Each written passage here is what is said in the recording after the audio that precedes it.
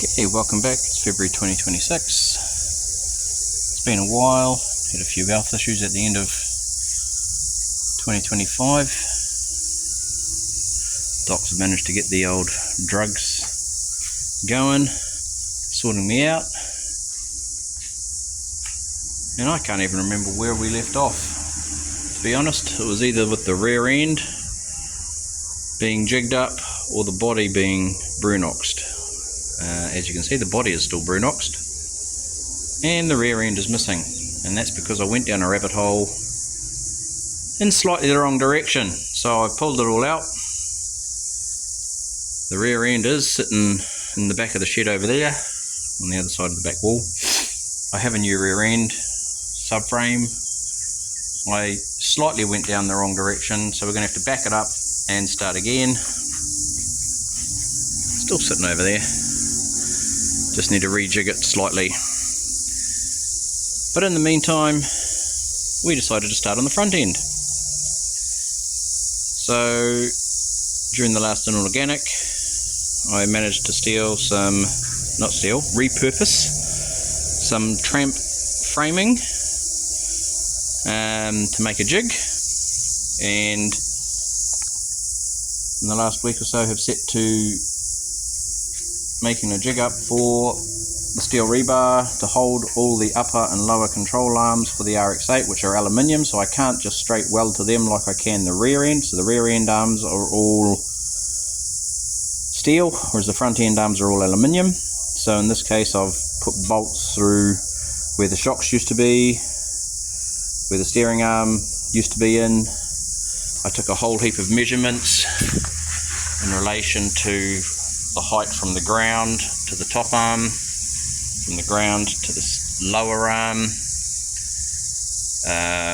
from the ground to where the end of the steering rack used to be. So before I took the steering rack out, I measured the height to the steering rack.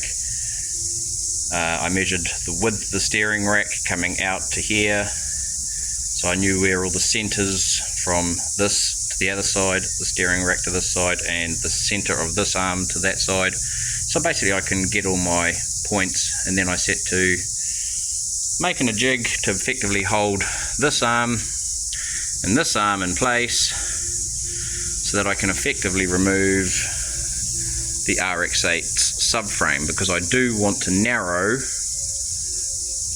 this because the RX-8 is too wide, and I want to get this all in about 100mm is my estimate, 100 to 125 mil, so 4 to 5 inches.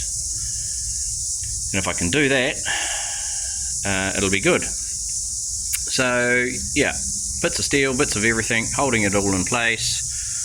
One of the guys from the Hot Rod Club, Lee, popped over.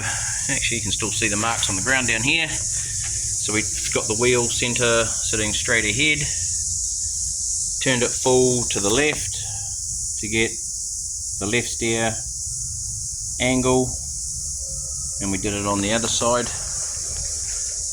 Oh, still there too. So that one's straight and that one's left, so you get a slightly different angle. And we did do the right one as well, but that one's rubbed off. But the same but opposite. And so I've got all those measurements. I've whipped the steering rack out just to finish all my steering arms. It was lucky for me, I've got a friend with an RX-8, so I went and took measurements of all of his stuff. So hence why I've got all this sitting on blocks of wood. So I measured my mate's RX-8, so I got all of his lower control arm here and his height from ground to this lower arm here, and I basically got blocks of wood and got it all set up to the same height that his was before I started jigging it all up, so that I knew that the lower control arm was sitting at the same height.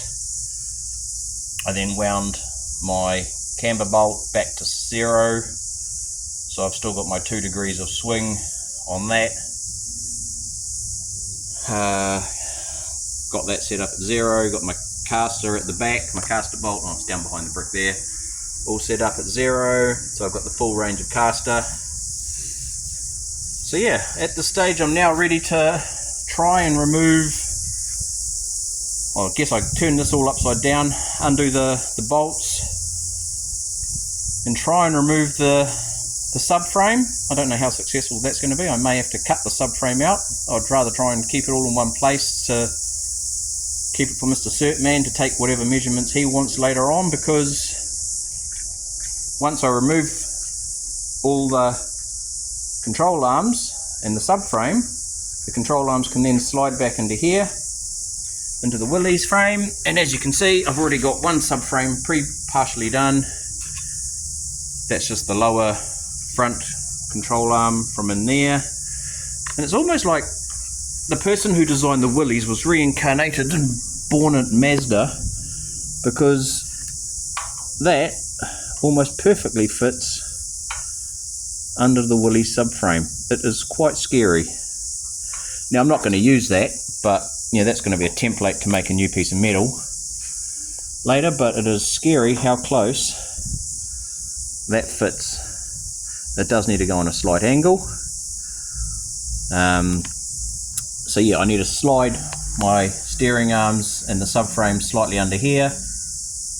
It will push that side further out, but that's when I can then figure out how much I need to bring that side in, which by my estimation is going to be about 100 to 120 mil. So if I have the steering arm out here, it's going to be about 100 mil. If I have that steering arm in there, it's going to be about 120 mil narrower. So a lot of it's going to be dependent upon where I slide that, and a lot of that is going to be dependent upon where this inner control arm ends up having to sit with the U for the caster bolt, and where that sits in relation to that chassis. There's going to be a little bit of work around that. That's about the height of the chassis, which will give me about 80 mil ground clearance to the running board. Those wings won't end up there. That's the RX-8's upper wing for there, which will end up somewhere in there.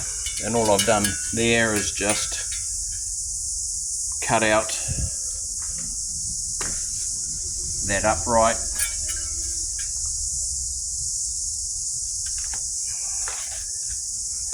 and make a new upright to join it into the RX-8, to the Willys chassis, wherever it needs to be once I get my subframe and suspension all in. Should be relatively easy, I think. Anyway, that's where we're at. So the front end is almost done. Bloody mozzie biting me while I'm recording. So yeah, just got to work on taking the subframe out now and sliding it back under the Willys chassis. So we finally have some forward progress again. Watch this space.